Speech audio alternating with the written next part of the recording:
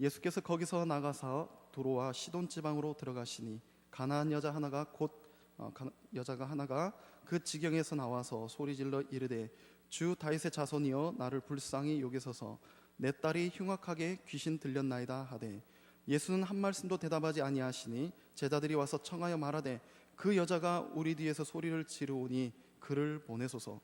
예수께서 대답하여 이르시되 나는 이스라엘 집에 잃어버린 양 외에는 다른 데로 보내심을 받지 아니하였노라 하시니 여자가 와서 예수께 절하며 이르되 주여 저를 도우소서.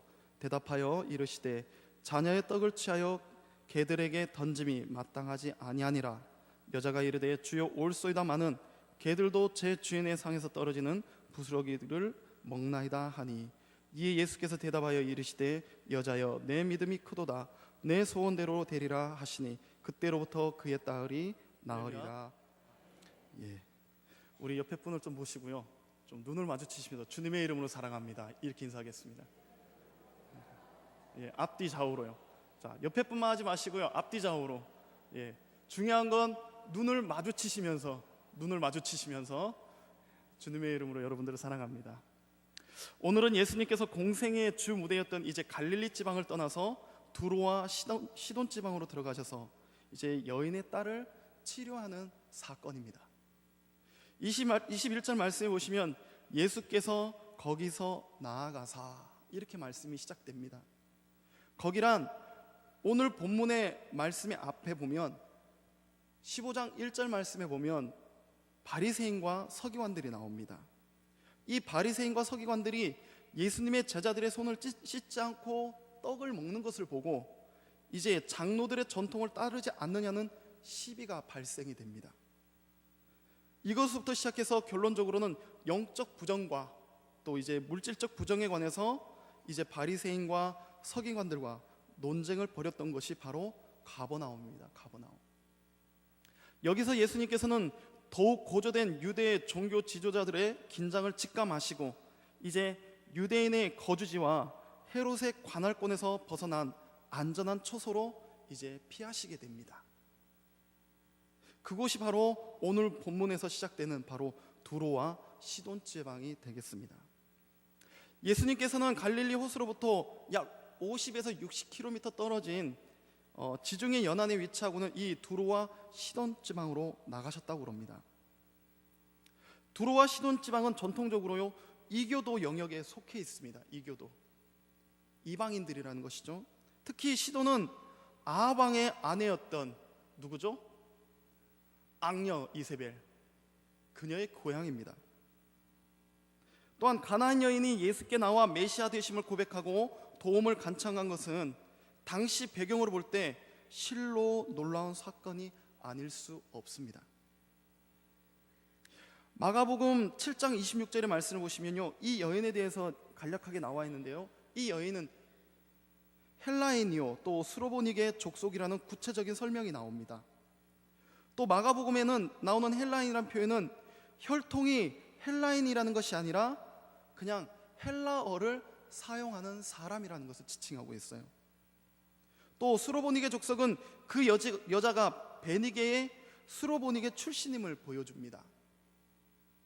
그리고 또 전승에 보면, 이 유대교 전승에 보면 이 여인의 이름은 유스타, 그리고 병들었던 딸이 나오죠. 딸의 이름은 베레니케라고 합니다. 베레니케. 오늘 말씀의 제목이 참 믿음에는입니다. 참 믿음에는. 우리가 믿음을 이야기할 때 어떻습니까? 누구나 다 강력한 믿음, 또 담대한 믿음, 아무리 누가 건드려도 찌르고 잡아뜨리려고 해도 넘어지지 않고 건들면 건들수록 더욱 단단해지는 견고한 믿음을 바랄 것입니다. 그래서 우리의 기도는 항상 하나님을 향하여서 무엇을 달라고 기도하죠? 역시 저만 알고 있습니다. 믿음을 달라고 기도합니다. 혹시 믿음을 구하지 않으신가요? 제가 갑자기 순간에 했습니다. 우리는 믿음을 달라고 하나님 앞에 기도를 하지요.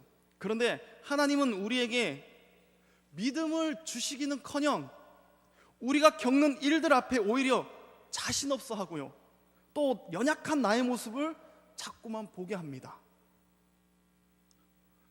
그런데 분명하게 성경에는 어떻게 기록되어 있죠? 예수님께서 말씀하시기를 할 수 있거든이 무슨 말이냐? 믿는 자에게는 뭐가 없다고요? 역시 잘하십니다. 믿는 자에게는 능하지 못할 일이 없느니라 분명히 말씀하셨습니다. 그런데 왜 우리는 믿음을 힘주어 말하면서도 이렇게 나약해지는 이유가 뭘까요? 예수님도 분명히 증언을 하셨고 선포를 하셨는데 왜 이렇게 믿음을 힘주어 말하면서도 나약해지는 이유가 뭘까요? 한번 생각해 보시기 바랍니다. 우리는 하나님께 내 믿음이 부족함을 알고 믿음을 달라고 기도합니다. 우리는 하나님께 내가 사랑이 약하기 때문에 사랑을 달라고 기도합니다. 그러나 우리 마음에 확실하리만큼 믿음을 내세우지 못하는 게 저와 여러분들의 입장이죠. 또 내 마음에 사랑도 기쁘고 좋을 때만 사랑이지 내가 화가 나서 있고 우울해 있을 땐 확실하리만큼 이 사랑을 드러내지 못하는 게 우리의 모습이에요. 자, 그러면 성도 여러분, 믿음을 달라고 기도한다고 해서 하나님께서 믿음을 뿅 하고 주시던가요? 또 사랑을 할 수 있게 사랑을 달라고 기도했다면 하나님께서 그 사랑을 뿅 하고 완전하게 주시던가요? 이 시간 우리는 우리의 자신에 의해 가려져 있는 잘못된 신앙의 가치관을 껍질을 벗어야 됩니다. 내가 믿음이 없어서 약하여서 믿음을 달라고 기도합니다. 그렇다면 하나님께서는 믿음을 뿅 하고 주실까요? 아니면 내가 믿음의 절박함을 깨닫고 믿음을 주실 것을 기도하는 간절한 마음으로 믿음을 발휘할 기회를 더 주실까요? 한번 생각해 보시기 바랍니다. 그냥 믿음을 주실까요? 아니면 믿음을 발휘할 기회를 더 주실까요? 자, 내가 사랑이 약해서 감정에 치우치는 것을 잘 알기 때문에 예수님의 사랑을 달라고 기도합니다. 그렇다면 하나님께서는 사랑을 뿅 하고 주실까요? 아니면 내가 사랑에 목말라 절박함을 깨닫고 사랑을 주실 것을 기도하는 간절한 마음을 가지고 사랑을 발휘할 기회를 더 주실까요? 사랑하는 성도 여러분, 아브라함이나 야곱이나 이삭, 요셉, 모세, 다윗, 에스더, 라합 등 모든 믿음의 선친들의 삶을 보면요, 사랑을 또는 믿음을 단 한 번에 뿅 하고 받은 게 아니에요. 평소에 하나님을 바라보는 신념 속에서 기회가 주어졌을 때에 믿음과 사랑을 발휘하였다는 사실입니다. 그러면 우리는 여기서 엄연히 저와 여러분들과 믿음의 선친들의 신앙이 조금 다르다는 걸 느껴지죠? 우리는 무조건 믿음을 달라고만 기도합니다. 믿음의 주체가 누구십니까? 예수 그리스도십니다. 분명히 성경 말씀에는 주님께서 저와 여러분 안에 있다라고 분명히 중심 가운데 계신다라고 말씀하고 계세요. 그런데 우리는 자꾸 믿음을 달라고 요구를 합니다. 보여달라고 이야기를 하는 거죠. 이것이 바로 우리가 잘못된 신앙의 가치관이죠. 분명히 하나님께서는 예수 그리스도를 이 땅에 보내시면서 임마누엘의 하나님이라고 그랬습니다. 그 임마누엘의 뜻이 뭡니까? 하나님께서 함께 하신다는 겁니다. 누구와? 하나님의 백성인 저와 여러분들과. 그렇다면 믿음을 뿅 하고 주시는 것이 아니라 항상 동행하고 계시기 때문에 믿음을 발휘할 수 있는 기회를 더 주신다는 말씀이에요. 믿으시기 바랍니다. 그래서 예수님께서 뭐라고 말씀하셨습니까? 담대하라. 담대하라. 왜요? 믿음과 사랑을 발휘할 기회가 너무나도 우리 앞에 많이 있기 때문이에요.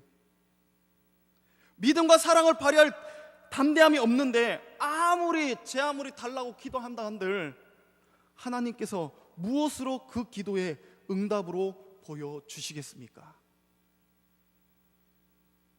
이 시간 수로보니게 여인 역시 처한 상황을 오직 예수님을 만나면 딸이 치료받을 수 있다는 신념 속에서 믿음을 가지고 주어진 기회를 끝까지 놓치지 않았기 때문에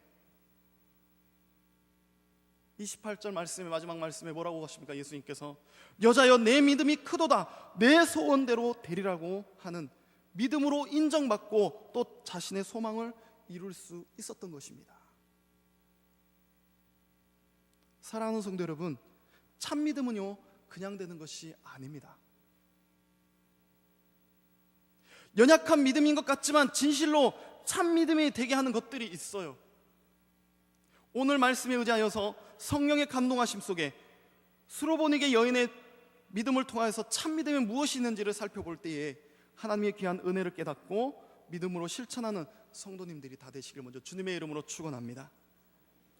참 믿음에는 첫 번째, 하나님께 불쌍히 여겨주시길 바라는 마음의 간절한 호소가 있어야 된다는 거예요. 22절 말씀을 보시면 예수님께서 두로와 시돈지방으로 들어가셨을 때에 가나안 여자가 예수께 나오지요. 그러면서 무엇이라고 말합니까? 다윗의 자손 예수여 나를 어떻게 여겨달라고요? 불쌍히 여겨주시옵소서. 이렇게 소리를 질렀습니다. 불쌍이란 말은 이전에 제가 말씀드릴 때 긍휼이라고 했습니다. 긍휼이란 게 뭡니까? 예수님의 마음이라고 그랬습니다. 예수님의 마음. 항상 예수님 마음으로 나를 불쌍히 여겨달라는 부르짖음이죠.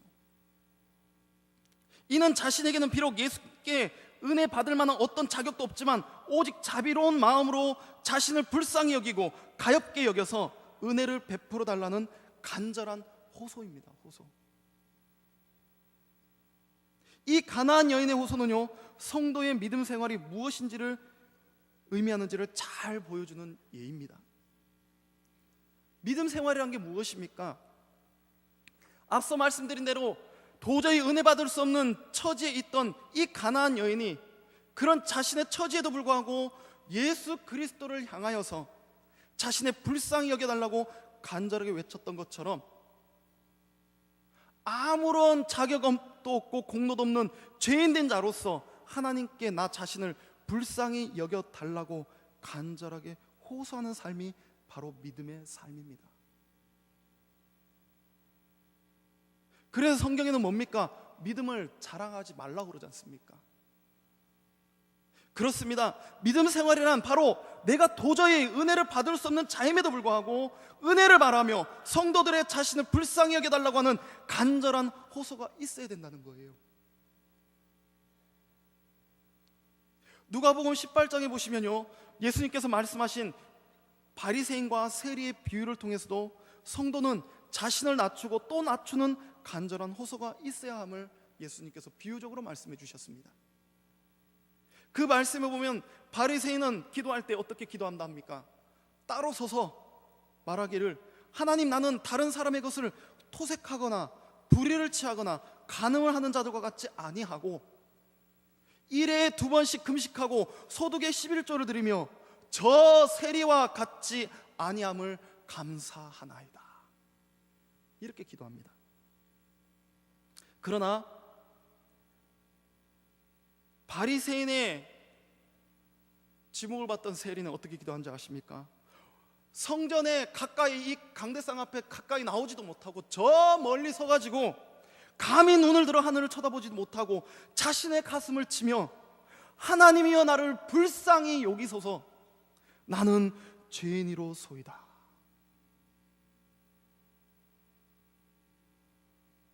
또 예수님의 애제자인 베드로도 이런 상황이 있었지요. 예수님께서 잡히시고 공회 앞에 서셨을 때 베드로는 어디에 있었다고 합니까? 바깥뜰에 있었다고 합니다. 한 요정이 이렇게 이야기합니다. 야, 너도 갈릴리 사람 예수와 함께 있었다고 이렇게 지목을 합니다. 그럴 때 베드로가 어떡하죠? 모든 사람 앞에서 나는 저 사람을 모릅니다. 모든 사람 앞에서 저 사람이 난 누군지도 모릅니다. 1차 부인하지요. 또 다른 여자가 베드로를 보고 똑같이 직고할 때 베드로는 이제 맹세를 하여 그 사람들 앞에서 난 저 사람 정말 몰라요. 당신 왜 그럽니까? 두 번째 부인합니다. 세 번째, 곁에 있던 사람이 확실하게 베드로가 예수님의 제자인 걸 알았어요. 베드로를 보고 너도 진실로 예수와 같은 도당이라고 하면서 베드로가 아니라고 하는 네 주장이 예수와 함께 있었던 사람임을 주장한다고 말했을 때 베드로의 반응이 무엇인지 아십니까? 저주하며 맹세하여 예수님을 나는 도무지 알지 못한다. 그럴 때 이때 바로 어떤 현상이 나타나죠? 닭 울음소리가 일어납니다. 이에 베드로가 예수님의 말씀, 닭 울기 전에 네가 3번 나를 부인하리라는 말씀이 생각나서 밖으로 뛰쳐나가서 심히 통곡했다 합니다. 자, 이렇게 세리가 감히 하늘을 향하여 얼굴을 들지 못하고 가슴만 치며 자신을 불쌍히 여겨달라고 호소했던 것처럼 예수 그리스도를 저주까지 해가면서 3번 부인했던 베드로도 닭 울음소리에 통곡하며 하나님의 긍휼을 바랬던 것처럼 우리는 하나님을 향하여서 믿음을 가지길 원한다면 이러한 통곡의 부르짖음이 호소가 있어야 된다는 말씀입니다.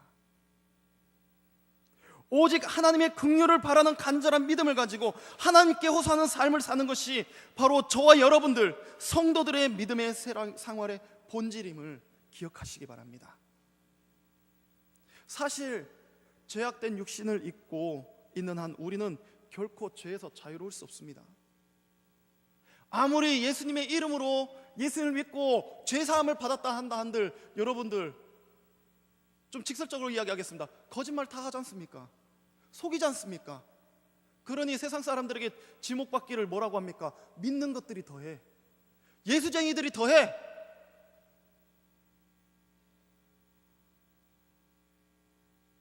우리는 회개함으로 죄에서 돌이킬지라도 또다시 죄를 짓게 되는 거예요. 그럴 때 우리는 어떻게 합니까? 가슴을 치며 자신의 죄인임을 고백하고 자신을 불쌍히 여겨주시길 하나님께 호소해야 된다는 말씀입니다. 이렇게 우리가 하나님께 불쌍히 여겨주실 것을 호소하는 믿음의 생활을 계속할 때에 하나님께서는 우리를 정말 긍휼히 여겨주셔서 또 우리를 긍휼함으로 이끌어 주셔서 천국으로 인도하시기를 결코 포기하지 않으실 것이라는 말씀입니다. 그러므로 시편 123편 2절에도 이렇게 말씀합니다. 상전의 손을 바라보는 종들의 눈같이 여주인의 손을 바라보는 여종의 눈같이 우리의 눈이 여호와 우리 하나님을 바라보며 우리에게 은혜 베풀어 주시기를 기다리나이다. 저와 여러분들의 눈이 하나님을 바라보면서 우리에게 은혜 베풀어 주시기를 기다려야 된다는 겁니다. 그러려면 뭐 해야 돼요? 간절한 믿음의 부르짖음이 있어야 된다는 것입니다. 주님, 나를 오늘도 불쌍히 여겨주옵소서. 내가 주님 없이는 살 수 없습니다. 내가 주님 없이는 단 한 시도 서 있을 수 없습니다. 주님, 나를 불쌍히 여겨주옵소서. 그런 간절한 믿음의 고백이 있어야 된다는 것입니다. 하나님께서 불쌍히 여겨주시길 바라는 믿음의 간절한 호소 속에 참 믿음을 수여하시기 바랍니다. 두 번째로 참 믿음에는 침묵이 있습니다. 침묵. 거의 다가 신앙생활을 할 때 이 부분에서 많이 넘어지고요, 심지어는 이 부분에서 인내하지 못함으로 인해서 결국 예수님을 부인하고 떠나는 성도들도 많습니다. 23절 말씀을 보시면 예수님께서는 가나안 여인의 간절한 외침인 나를 불쌍히 여기시고 딸에 귀신 들렸다는 이 말에 대하여서 어떤 반응을 보이십니까? 말씀해 보시니까 한 말씀도 대답하지 않으신다고 그래요. 예수는 한 말씀도 대답하지 아니하시니 이러한 주님의 모습을 생각해 보시기 바랍니다. 어떻습니까? 우리가 낙심될 정도로 오늘 본문의 이 여인이 낙심할 정도로 무정해 보이기까지 합니다. 예수님께서 또 가나안 여인을 아주 무시하는 것처럼 보이지 않습니까? 그러나 주님께서는 가나안 여인의 호소에 응답하지 않는 것은 주님이 무정하기 때문이거나 아니면 가나안 여인을 무시해서가 아닙니다. 다만 주님께서 그 여인의 믿음을 시험하심으로써 믿음을 더욱 견고하게 하실 뿐 아니라 이제 그 여인을 지켜보고 있는 제자들과 무리들로 하여금 그리고 우리들로 하여금 진정한 믿음이 무엇인가를 교훈해 주기 위해서 주님께서는 그 여인의 대답에 응답을 하지 않으시는 것입니다.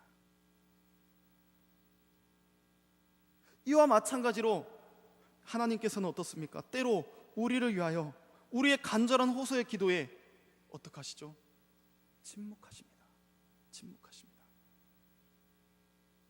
우리를 무시하거나 우리를 덜 사랑하셔서가 아니라 오히려 우리를 지극히 사랑하시기 때문에 우리를 훈련시키고 또 귀한 교훈을 깨닫게 하시기 위해서 하나님께서는 침묵하신다는 말씀이에요. 아브라함 한번 볼까요? 아브라함 하여금 큰 민족을 이루게 하시겠다고 약속하신 하나님께서 그에게 어떻게 하셨는지 한번 잘 보시기 바랍니다. 창세기 12장부터 보면 잘 나와 있지요. 하나님께서는 아브라함의 그로 큰 민족을 이루겠다 하시면서 약속을 주셨음에도 불구하고 그가 100세가 되기까지 자손을 허락지 않으셨습니다. 하나님께서 아브라함에게 씨를 주겠다고 약속하실 때가 아브라함의 나이가 몇 세인 줄 아십니까? 75세입니다. 75세. 그리고 약 25년이 지난 그의 나이 100세 때 비로소 그 약속을 하나님께서 이루어 주시죠. 자, 침묵은요, 우리를 고통스럽게 하거나 혹은 우리를 실족하게 만들기 위한 침묵이 아니라 오히려 그에게 하나님의 확실한 능력을 보여주심으로써 그로 하여금 우리로 하여금 더욱 큰 믿음을 가질 수 있도록 하기 위한다는 사실을 먼저 기억하시고 믿으시기 바랍니다.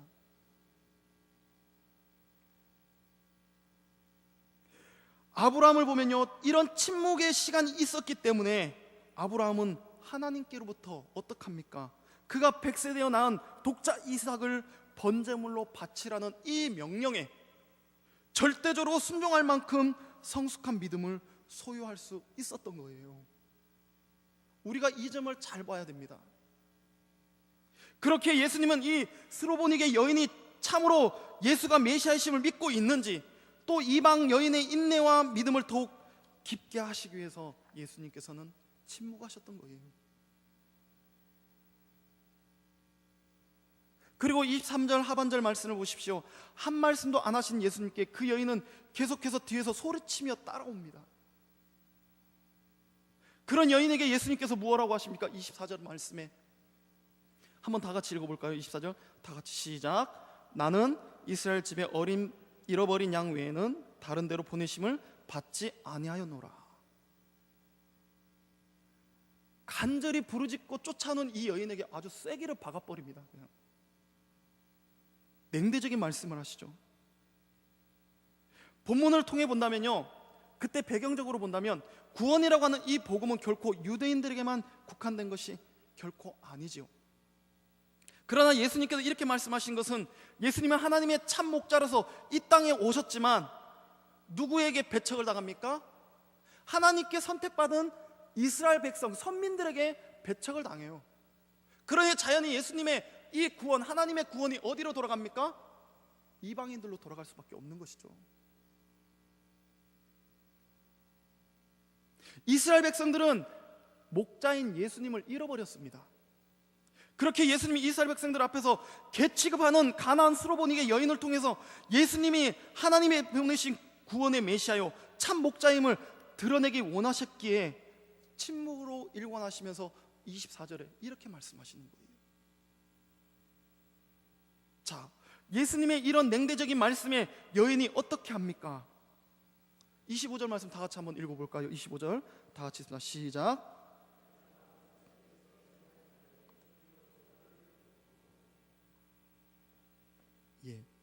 여자가 와서 예수께 절하며 이르되 주여 저를 도우소서. 우리 같으면 어떻습니까? 아니 굽고 더러워서라도 아이씨 때리쳐 필요 없어 안 해 이럴 법도 하죠. 그런데 가나안 여자는 예수님의 자신의 무시와 냉대 그리고 그를 둘러싼 제자들의 만류에도 불구하고요 더욱 더 가까이 접근하여서 어떻게 했다고요? 무릎을 꿇었습니다. 무릎을 꿇었어요. 어떻게든 주님께로 더 가까이 가는 거죠. 왜요? 살기 위해서, 은혜를 받기 위해서. 무릎을 꿇었다는 것은요 예수님께 경배를 뜻합니다. 그리고 말합니다. 저를 도우소서. 예수께서 침묵하시면 하실수록 예수님의 침묵하신 의도를 알지 못하는 이 가난한 여자는 더욱더 간절하게 이 예수님의 도움을 구하였다고 하는 사실, 그렇기 때문에 저와 여러분들에게는 하나님을 향한 그 믿음에 향한 이 침묵 속에서도 끝까지 인내할 수 있어야 될 이유가 바로 여기에 있는 것입니다. 그렇습니다. 우리는 하나님께서 때론 우리의 기도에 침묵하신다고 해서 좌절하거나 낙심해서는 안 됩니다. 또 섣불리 우리 스스로의 방법으로 그 기도를 이루려 해서도 안 돼요. 많은 성도님들 중에 하나님의 뜻을 구한다고 하면서 기도를 해요. 응답이 없으니까 어떡합니까? 내 머리로 합니다. 기도는 시큰 하나님의 뜻으로 구합니다. 하나님께서 이루어주세요 해놓고 이게 안 이루어지는 거 어떻게 해요? 내 방법으로 갑니다. 알량한 이 뭐라고 하죠? 잔머리를 쓰는 거죠. 그나마 잘 되면 다행이지만 잘못됐을 때 어떡합니까? 미치는 거죠. 이제 환장하는 거죠. 분명히 나는 이렇게 기도했는데 왜 하나님께서 이렇게 이루어주셨을까? 아니죠. 기도가 잘못됐습니다. 오직 우리는 그 침묵을 통해서 우리에게 주실 하나님의 은혜를 기대하면서 계속해서 말씀과 기도로서 잠잠히 하나님의 때를 기다릴 줄 알아야 된다는 말씀이에요. 우리의 소망하는 바에 대한 주님의 침묵은요, 단순한 거절만의 의미를 가지지 않는다는 사실을 성도 여러분 기억하시기 바랍니다. 잘못된 간구야 당연히 거부되는 것이 맞지만 올바로 구한 간구는요, 하나님의 계획하심에 따라서 선한 결과를 분명하게 가지고 오기 때문입니다. 우리는 이것을 알아야 돼요. 우리는 이것을 기억해야 됩니다. 그렇기 때문에 참 믿음에는 세 번째로 믿음을 증명할 수 있는 기회인 시험이 온다는 거예요. 25절의 여인의 간청에 예수님은 26절에 뭐라고 말합니까? 자녀의 떡을 취하여 개들에게 던짐이 마땅치 아니하냐. 한번 성도님 여러분들이 이 여인이라고 생각하고 한번 이 말을 예수님께 직접 들었다고 한번 생각해 보십시오. 어떻겠습니까? 그 마음이 진짜 서러움도 그냥 서러움이 아닐 것 같아요. 저도 말씀을 주면서 묵상해 봤을 때 좀 죄송합니다. 예수님이 어떻게 된 거 아니야? 야, 정말 너무하신다. 어떻게 그 마음을 모르실까? 하나님은, 예수님은 하나님이신데 모든 될 일들을 다 보신다고 하셨는데 어떻게 이 여인 앞에 이렇게 말을 던질 수가 있을까? 묵상해 봤을 때요, 정말 제 속이 진짜 미치고 환장하고 펄쩍 뛰겠더라고요. 진짜 자녀의 떡을 취하여 개들에게 던짐이 마땅치 아니하냐. 떡이라는 것은요, 성경에 보면요, 하나님의 구원의 축복을 상징합니다. 이 축복을 이방인, 그것도 이스라엘에 개 취급당하는 이 가나안 사람에게 너에게 주는 것이 합당하냐, 바로 이 물음이에요. 예수님의 물음이 아주 모욕적인 것이죠. 아무리 예수님이지만은 할 말이 있고 안 할 말이 있으신데 어떻게 이렇게 말씀을 하실 수 있을까요? 그러나 이제부터 이 수로보닉의, 이 가나안 여인의 믿음의 진가가 나옵니다. 가나안 여인은 예수님의 심히 모욕적인 말씀에 대해서 27절 뭐라고 말씀합니까? 우리 다 같이 27절 말씀 읽어볼까요? 27절 말씀 다 같이 읽습니다. 시작.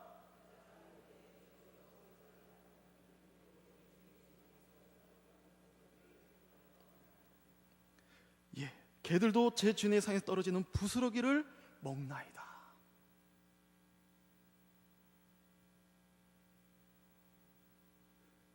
앞서도 말씀드렸지만 저와 여러분들이 이런 상황이라면 솔직히 한번 성도님들 머릿속에 생각해 보시고, 내 성품상, 내 성격상 설령 주님이 앞에 있다 할지라도 나에게 이렇게 말했는데 내가 과연 어떻게 반응을 보일까? 여러분들이 가지고 있는, 알고 있는 성품을 가지고 한번 여러분들을 판단해 보시기 바랍니다. 거기다가 다 때려칠 겁니다.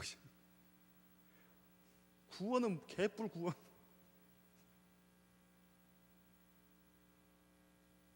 개들도 제 주인의 상에서 떨어지는 부스러기를 먹나이다.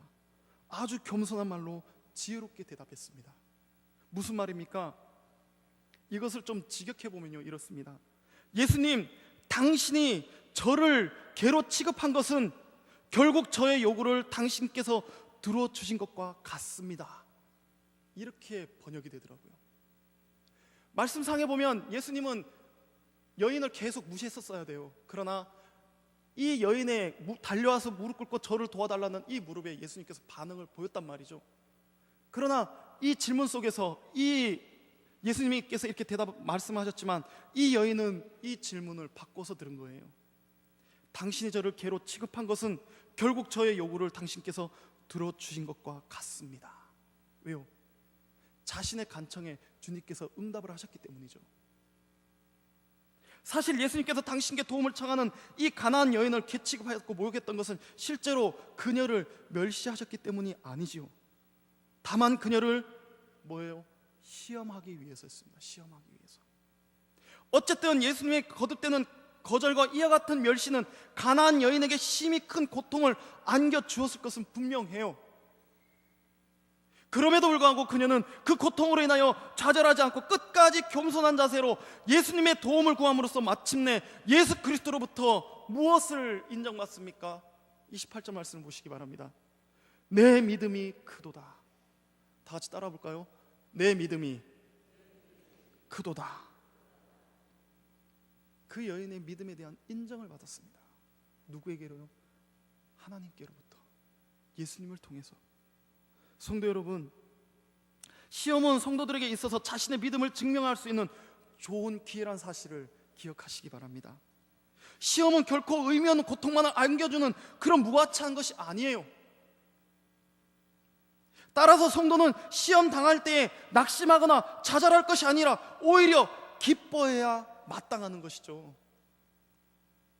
그래서 성경에 뭐라고 합니까? 항상 뭐 하라고요? 항상 뭐 하라고요? 항상 뭐 하라고요? 항상 기도하라. 기도하라. 예, 기도도 맞습니다. 항상 기뻐하라. 항상 기뻐하라. 기도가 아니, 기도는 그 뒤에 나오는 거예요. 쉬지 말고 기도하라. 따라합니다. 항상 기뻐하자. 예, 기뻐해야 됩니다.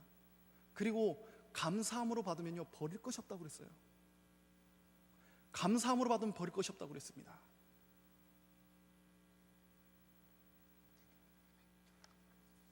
사실 성경에 등장하는 모든 신앙인의 위인들이요, 그처럼 위대한 신앙의 사람으로 하나님과 또 사람 앞에서 인정받을 수 있었던 것은요, 그들에게 전혀 시험이 없었기 때문이 아니라 오히려 감당할 수 없을 정도의 커다란 시험이 주어졌을 때에 그것을 믿음으로 잘 극복하였기 때문입니다. 성경을 다 읽어보셨잖아요. 모세가 그냥 모세가 되었습니까? 40년 동안 하나님의 훈련과 연단 시험, 아마 웬만한 사람들은 못 견딥니다. 40년 동안이면. 저 역시도 마찬가지고요. 아브라함이요, 75세 돼가지고 아들 준다는데 비웃지 않습니까? 황당하잖아요. 늙었고 경수가 끊어졌는데 뭐 어떻게 아들 낳아요? 본인도 생각해도 하나님이지만 앞이지만 본인도 어이없으니까 웃지 않습니까, 속으로? 그러나 아닙니다. 그러나 그들에게는 하나님을 향한 신념, 이런 신념의 고통을 통해서 믿음으로 끝까지 나갔다는 것이죠. 아브라함이 그랬고요, 다니엘이 그랬고요, 또 다니엘의 세 친구가 그랬고요, 다윗도 이스라엘 최고의 성군이 되기까지 수많은 시험과 시련을 견뎌내었습니다. 그리고 그가 하나님께 얻은, 하나님께서 부르는 그 칭호가 뭐였습니까? 그는 나에게 마음에 어떤 자라고요? 합한 자라. 합한 자라. 시험은요, 우리의 믿음이 얼마나 크고 진실한 것인지를 증명해 보일 수 있는 기회입니다. 그러므로 우리는 시험 당하는 것을 두려워하거나 피하려 해서는 안 됩니다. 믿음은 시험을 피하는 것이 아니에요. 또 믿음은 이겨내는 것입니다. 믿음은 그것을 극복해내는 것이 믿음이에요. 그렇기 때문에 우리는 뭐입니까? 시험을 주지 마시옵소서. 물론 예수님께서 시험에 들지 않게 해달라고 기도하셨지만은 그러나 우리의 삶이 어떻습니까? 모든 것들이 다 시험이에요. 그렇기 때문에 우리에게 필요한 게 뭡니까? 오늘 말씀의 제목처럼 참된 믿음이 필요한 것이죠. 시험을 두려워하여 피하려는 것은요, 우리에게 믿음이 없음을 사탄들에게, 세상 사람들에게 나타내 보이는 꼴입니다. 우리는 오히려 우리에게 시험을 주어진 것을 기뻐하면서 그 시험을 믿음으로 당당히 맞서 이겨냄으로써 하나님 앞에, 그리고 사람들 앞에, 또 나 자신 앞에 우리의 믿음을 분명히 증명해 보여야 할 수 있어야 돼요. 안 믿는 사람들 전도해야 되잖아요. 무엇으로 전도하겠습니까? 돈 잘 버는 거 가지고요? 좋은 직장 택했다고요? 아닙니다. 안 믿는 사람들이 저와 여러분보다 더 잘 삽니다. 그게 아니지 않습니까? 무엇을 보여야 됩니까? 믿음을 증명을 보여야 될 것 아니겠습니까? 믿음으로 내가 어떻게 되었는지 잘 봐라. 믿음으로 내 자녀들이 얼마나 하나님 앞에 축복을 받았는지 잘 봐라. 하나님을 믿는 사람들에게는 어떠한 복이 있는지 잘 봐라.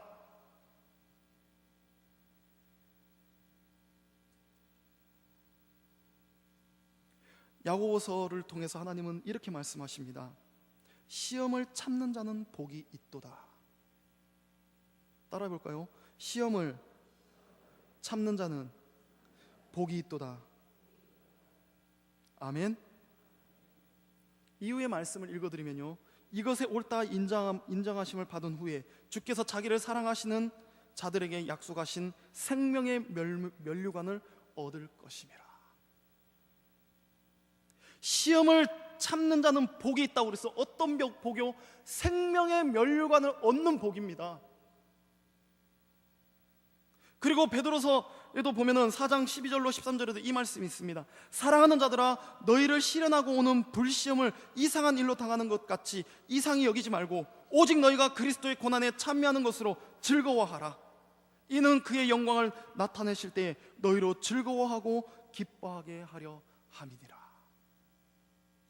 자, 시험을 참는 것이 복이라고 그랬습니까? 복이라고 그랬습니다. 그것은 바로 생명의 면류관을 얻는다는 것이죠. 그러면 방금 읽은 이 베드로전서의 말씀을 통해서 본다면 이 앞에 야고보서의 말씀하고 이어집니다. 동일한 내용이에요. 지금의 시험 정말 힘들고 어렵고 견디기 고통스럽지만, 그러나 의인으로서 예수 그리스도의 고난에 참여하게 된 저와 여러분들에게 주어지는 이 기쁨이 이후에 올 이 그리스도의 통한 이 영광에 조금도 비교할 수 없다라는 것이죠. 그렇기 때문에 이 참된 믿음 속에는 마지막으로 무엇이 있는 줄 아십니까? 참된 소망이 있습니다. 이 소망은 오직 믿음에서 나서 믿음으로만 이루어집니다. 본문 28절 말씀을 보시기 바랍니다. 예수 그리스도께서는 가나안 여인에게 여자야 네 믿음이 크도다 내 소원대로 되리라. 그 소원이 뭡니까? 딸이 귀신에서 노임을 받는 것이죠. 즉 가나안 여인의 소원이 그녀의 믿음으로 말미암아 모든 것을 다 이루어지실 거라는 것을 예수님께서 축복으로 선포해 주신 것이죠. 그런데 우리가 여기서 특별히 생각해 보아야 하는 사실은 그녀가 가지고 있었던 소망이 무엇이며 또 그녀가 어떻게 그러한 소망을 가질 수 있었느냐 하는 그 점입니다. 그녀가 가지고 있었던 소망이란 바로 흉악하게 귀신 들린 그녀의 딸이 귀신으로부터 노임을 받는 것이었습니다. 그리고 그러한 소망을 가질 수 있었던 것은 예수 그리스도께서 자신의 딸을 반드시 낫게 하실 수 있다는 그 사실을 온전히 믿었다는 것입니다. 그녀에게 이와 같은 믿음이 없었다면 그녀는 자신의 딸이 귀신으로부터 노임을 받을 수 있다는 소망을 가질 수 없었겠죠. 또 그랬다면 이처럼 그 소망을 이룰 수 있는 힘도 그녀에게는 없었다는 것입니다. 예수 그리스도 앞에 나온 가나안 여인의 소망은 예수 그리스도께 대한 믿음에서 말미암은 것이었고요, 또한 그 믿음으로서만 성취될 수 있었다는 사실을 믿으시기 바랍니다. 이처럼 소망은 오직 믿음에서 나서 믿음으로 말미암아 이루어진다는 사실을 잊지 마시기 바랍니다. 믿음이 없는 자들은 결코 진정한 소망을 가질 수 없고요, 소망이 없기 때문에 당연히 이룰 수도 없습니다. 생각해 보시기 바랍니다. 하나님을 믿지 못하는 자들이 가질 수 있는 최고의 소망이라고 해봐야 무엇이겠습니까? 그것은 고작해야 이 땅에서 그들의 능력이 미치는 범위 내에서 밖에 살 수밖에 없다는 것이죠. 이게 세상 사람들의 비극입니다. 한정되었다는 거예요. 이것은 마치 심각한 불치병에 걸려서 시한부 인생을 살아가고 있는 사람들이 잠시 살아있는 동안에 병실에서 어떻습니까? 누리기를 바라는 좋은 침대, 입에 맞는 음식처럼 헛되고 보잘것없는 것들에 불과한 것들입니다. 과연 그러한 소망이 진정한 소망이라고 할 수 있겠습니까? 결코 그럴 수 없습니다. 그것은 소망이 아니라 오히려 완전한 절망이죠. 그래서 잠언 기자가 뭐라고 합니까? 악인은 죽을 때에 그 소망이 끊어지나니, 악인은 죽을 때에 그 소망이 끊어지나니. 그렇습니다. 믿음이 없으면 소망이 없습니다. 오직 하나님을 진심으로 믿는 자들만이 참된 소망을 가질 수 있고요, 또한 이것을 이룰 수 있음을 거듭 믿으시기 바랍니다. 그러므로 우리는 믿음이 없어서 하나님의 능력을 의심하며 아무런 소망 없이 살아가는 자들이 되어서는 안 되는 거예요. 내가 오늘 믿음의 열망이 있었다면 내일은 더 큰 열망이 있어야 되는 거예요. 내가 어제 믿음의 소망이 없었다면 오늘은 내가 믿음의 열정을 가지고 소망을 가질 수 있기를 위해 여러분들 하나님을 향해서 주님을 향해 부르짖음이 있어야 된다는 말씀입니다. SK 전 김성근 감독이 광고에서 이렇게 말하더라고요. 만족하면 죽는 것이다. 만족하면 죽는 것이다. 세상 사람들도 자기가 삶을 살아온 그 뒷내를 봤을 때, 뒤를 돌아보면서 느낀 교훈이 뭐예요? 만족하면 죽는 것이다. 그래서 김승근 감독이 SK를 지도했을 때 어떻습니까? 27연승인가요? 25연승인가요? 어마어마했지 않습니까? 모든 팀들이 SK만 만나면 아주 막 지지부진합니다. 우리들도 마찬가지예요. 여러분들 신앙에 지금 만족하십니까? 그 누구도 만족한다고 말 못할 것입니다.